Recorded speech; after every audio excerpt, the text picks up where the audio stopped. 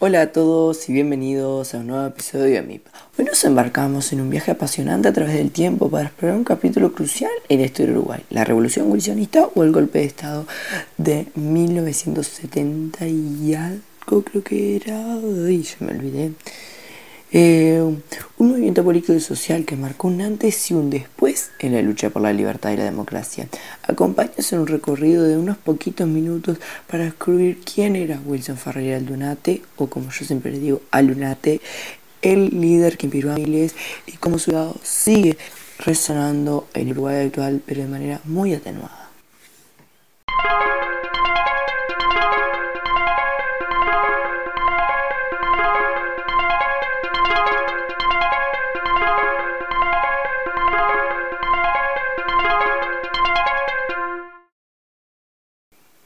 La historia de Wilson Ferreira Aldunate y la revolución wilsonista, porque se me antojó poner ese nombre y vamos a decirlo así, no comienza en 1971. Su trayectoria política se remonta a varios años atrás, con hitos como que se afilió al Partido Nacional en 1942, por ahí cuando nació mi abuelo, así que estamos hablando de unos 80 y algunos años, iniciando su camino en la política uruguaya. En 1958 es electo diputado por primera vez, destacándose por su oratoria y su compromiso con la justicia social, que próximamente les voy a mostrar un clip escuchando un discurso de Wilson, que es el discurso más memorioso. Si sos uruguayo, claro que lo conoces. Viva el Partido Nacional, como dice finalizando el discurso y rajando por Argentina antes que vengan los militares y lo degollen. En 1963 asume como ministro de Ganadería y Agricultura, impulsando importantes reformas en el sector agropecuario. En 1962 se convierte en senador de la República, consolidándose como una figura de referencia dentro del Partido Nacional. La década de 1960, marcada por la creciente tensión política en Uruguay, el clima de polarización y radicalización de algunos sectores desembocaron en la solución de las cámaras por el presidente Juan María Bordaberry. Juan María creo que era, sí, o José María, siempre he dudado ahí, por Bordaberry, en 1973. Este presidente llevó unas causas muy turbulentas a la presidencia, porque hubo intromisión de Estados Unidos, Brasil, operaciones militares, anticomunismo, Guerra Fría, estamos hablando de las circunstancias de la Guerra Fría.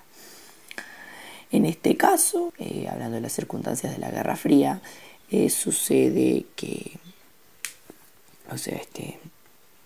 Estados Unidos se entromete e eran amiguetas com o Partido Colorado, tudo eso. Sabía que sentido brasileño. Al ser amigo con el Partido Colorado, bueno, está como que ahí se conversaron un ratito y todo eso. Y hicieron fraude. No se comprobó, pero 1%, papeletas que llegaron tarde. Para te voy a buscar el libro y te lo leo del fragmento directo del libro. Tengo que encontrar la página, lo único.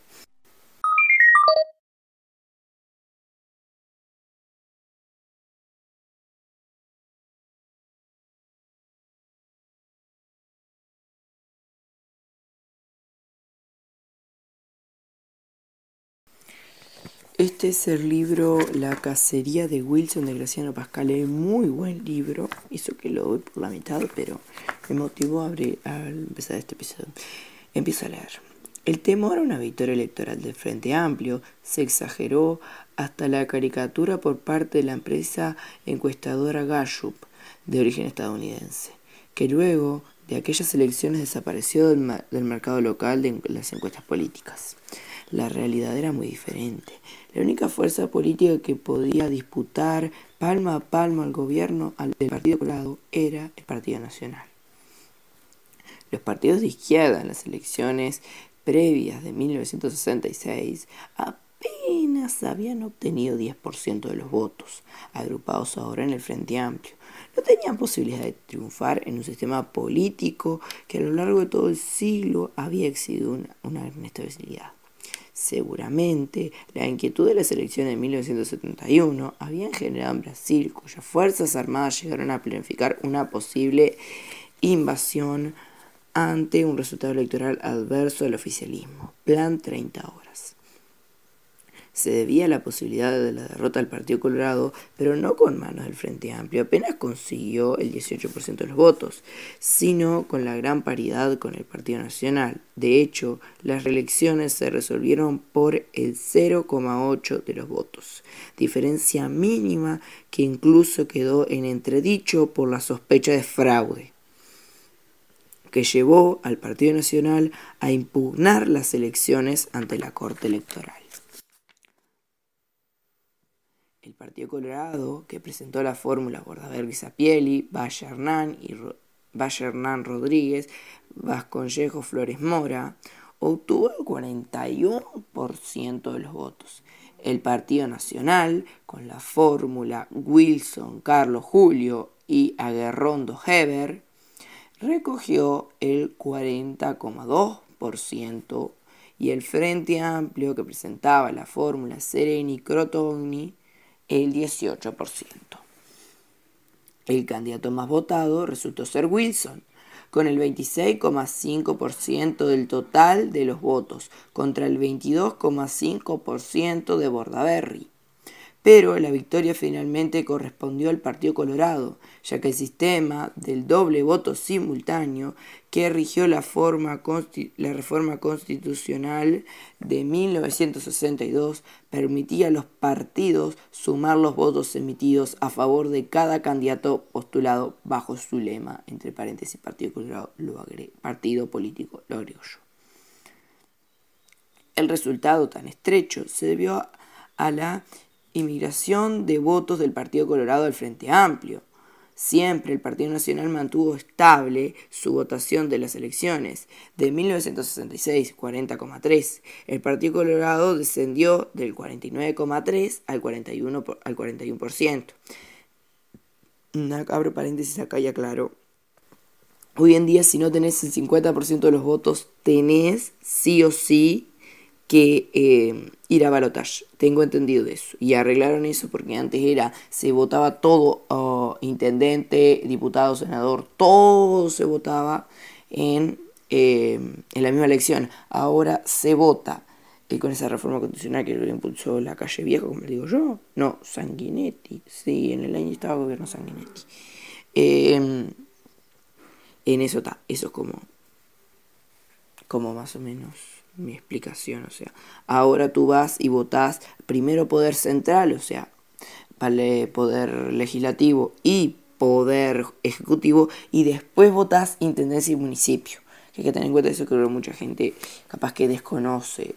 Principalmente tengo una buena cantidad de público extranjero.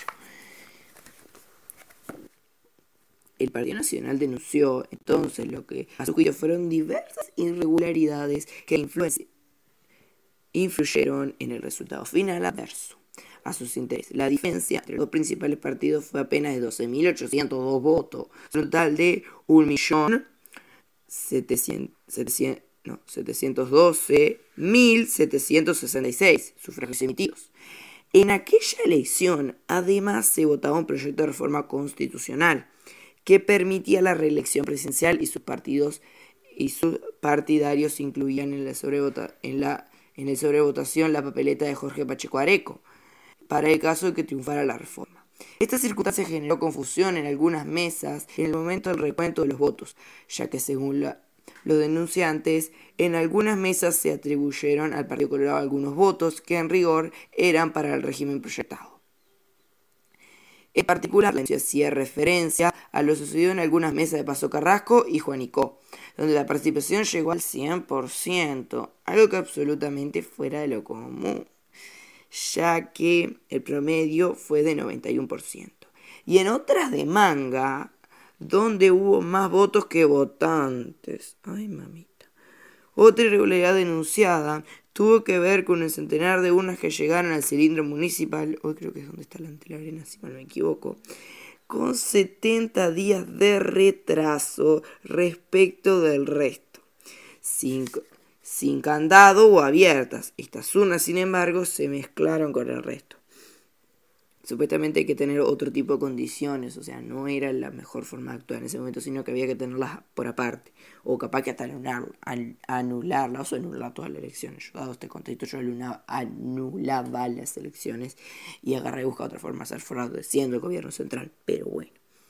Para aumentar la suspicacia, ay, sí hay más esto, Dios mío.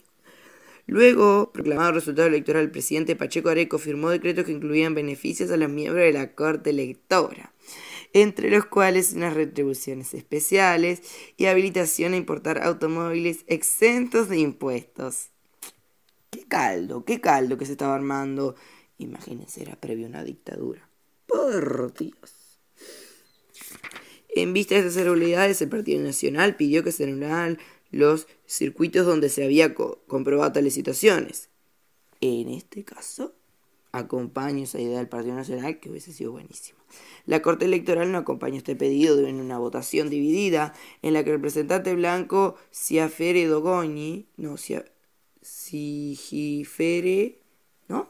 Goñi votó en contra.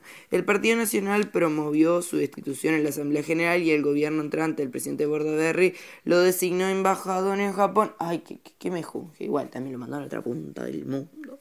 Pero igual, sabemos que había Amnesty, France, todo eso. La intervención solapada de Brasil en aquella elección no confirmó. La intervención solapada de Brasil en aquella elección se confirmó varios años después, cuando en 2009 se conocieron documentos clasificados del Departamento de Estado. En dichos documentos se consigna un encuentro en Bermudas entre el presidente Nixon y el primer ministro británico Desmond Head, el que dijo de inicio: al parecer el presidente Garrastazu ayudó un poco ahí, en referencia a la cerrada elección en Uruguay. Aunque la preocupación que se señalaba era por el peligro de una victoria del Frente Amplio, la realidad es que era una coalición, muchos candidatos habían obtenido pocos votos 5 años antes, no tenían posibilidades reales de triunfar. Esa ayuda a la que hacía referencia Nixon, sin duda, tenía por objeto asegurar la victoria del Partido Colorado, que curiosamente la empresa encuestadora Gallup aseguraba que estaba comprometida por el crecimiento del Frente Amplio. Esto llevó a una parte de los votantes conservadores blancos a votar a los colorados para impedir la imposible e imaginada victoria de la izquierda. ¿Qué les parece? Seremos el 11-12 mejor sistema democrático, pero la historia dice otra cosa. Volviendo a lo nuestro, o sea, todo eso, o sea, como que se me junge. Si lo analizamos nos damos cuenta que hubo fraudazo. Yendo al directo, fraudazo hubo. Fraude, no lo diría fraude como tal porque no fueron ni encajaron las listas o falsificaron, sino lo vería por el lado de que en el partido, como es Colorado, ¿sí? O sea, como que eso del Frente Amplio, ayuditas de Brasil, los documentos desclasificados, ya es otra cosa también a tener en cuenta al momento de pensar en eso. Pero ahora quiero volverme a centrar en wilsonismo, aparte de como las etapas democráticas que ha tenido el país. Quiero sentarme también a hablar sobre que hubo en un momento crucial de la historia. En un momento crucial de la historia. Ahora quiero hablar más bien sobre la persona Wilson, y quiero hablar sobre que en un momento crucial de la historia, Wilson Ferreira Aldunate, una vez que lo digo bien, sino antes, porque yo antes, les juro, yo agarré y viví diciendo Alunate, pronunció un histórico discurso en el Parlamento, denunciando la disolución de las cámaras, defendiendo la democracia. A continuación se los pongo. Me costó mucho, miren, sacarle el ese maldito que tenía. Señor presidente, a lo largo de todo el día de hoy, se quedaron persistentes rumores que luego terminaron transformándose casi en noticias, según los cuales estaría a punto de culminar, si es que no ha culminado ya, un triste proceso finalizaría con la violación por parte de Juan María Bordaberry de sus juramentos constitucionales y un asalto a las instituciones y a la libertad del público. Si eso llegara a confirmarse, como muchos nos tememos que ocurra, es conveniente decir en estos casos que a Bordaberry y a sus cómplices los juzgará la historia. Y eso es verdad, pero debe agregarse que antes nuestro pueblo oriental de hoy va a exigir su responsabilidad y hacerla efectiva contra el responsable del atentado y sus cómplices.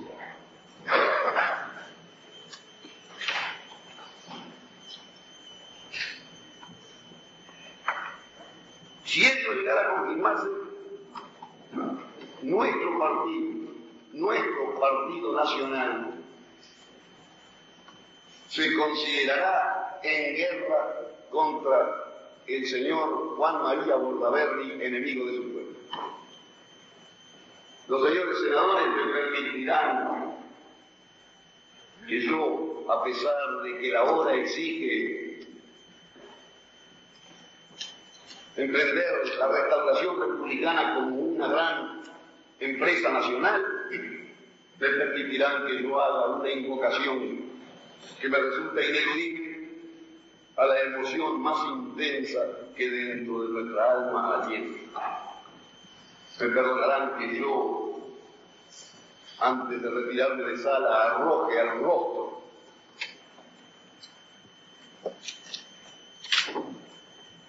de los autores de este atentado el nombre de su más radical e irreconciliable enemigo, que será, no tengan la más mínima duda, el vengador de la República. ¡Viva el Partido Nacional!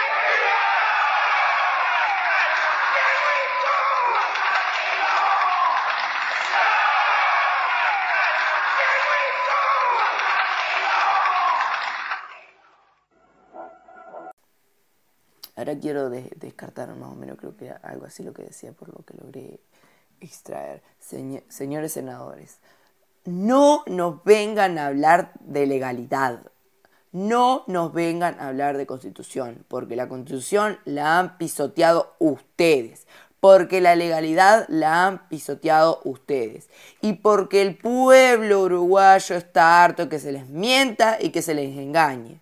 Y algo decía de un atropello, algo así. El discurso de Wilson fue un símbolo de resistencia a la dictadura y una proclama a mayor libertad y justicia. Tuvo sonar al pueblo uruguayo, inspirando a muchos a unirse a la lucha por la democracia, que es una cosa importante. Wilson pidió una lucha a favor del Partido Nacional. Wilson pidió lucha a favor de la democracia. Pidió lucha a favor de la democracia. Pidió a favor de la democracia. Es un gesto importante que tuvo.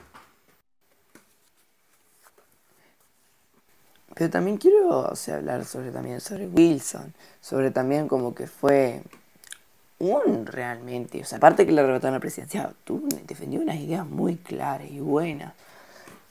Wilson, si hubiese ganado, yo creo que el país hubiese sido otro hubiese sido, principalmente viéndolo por ese lado. Puntualmente creo que si Wilson no hubiese ganado las elecciones, no se hubiesen entrado en el régimen dictatorial ni nada por el estilo. Como que creo que fue una tontería básicamente haber agarrado. Y creo que también, eso de intentar arrebatarle votos al partido nacional de forma tan cruel por una maldita encuesta. Que nos cuenta también del poder que tienen a veces los medios, de que si vienen y nos venden, mirá, Esta está mostrando que va a haber una gran votación al Frente Amplio. Y en esas épocas se les tenía gran recelo al comunismo como tal y a la izquierda. Hasta hoy en día en Uruguay hay que comunista, hay es comunista rabioso. Son frases como que se entienden, o sea, solamente por acompañar, porque el Frente Amplio hoy en día no es wow. Tampoco no representa, personalmente no me representa. No me representa como partido político ni nada por el estilo, porque para mí el Frente Amplio es algo totalmente ajeno a mí.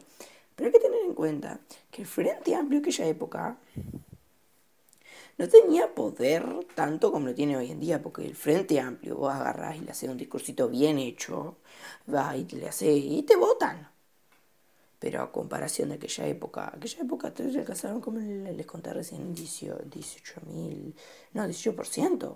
A comparación de lo que llegaron otros partidos. Creo que hay que tener en cuenta ese eje de ahí, ese que nadie, como que mucha gente no tiene en cuenta, de que, o sea, nos robaron en absoluto, o sea, agarraron y se tumbaron el poder, como el discurso de Wilson, que lo voy a dejar en el final, o sea, esa frase que decía, viva el Partido Nacional, voy a dejar el episodio, que creo que es una frase muy linda para tenerla, o sea, para cierre, o sea, todo lo que es el episodio, y por eso creo que como trae este capítulo de la historia uruguaya, fraude de 1970, ya se me chiflé, o sea, ahí en esa época. Ese fraude como que no muchos historiadores lo tienen en cuenta, muchos atropellos hubieron en gobiernos de democracia, pero creo que tener en cuenta que independientemente de que en Uruguay seamos una de las mejores democracias del mundo, por delante de Estados Unidos, Francia e Inglaterra, des en cuenta, no Suiza, pero hay que darse cuenta de eso, como que mucha gente como que se olvida que tenemos la mejor democracia del mundo, pero también es como mostrar ese lado oscuro que hace nomás 50 años entramos en dictadura, hubieron fraudes electorales o sospecha de fraude.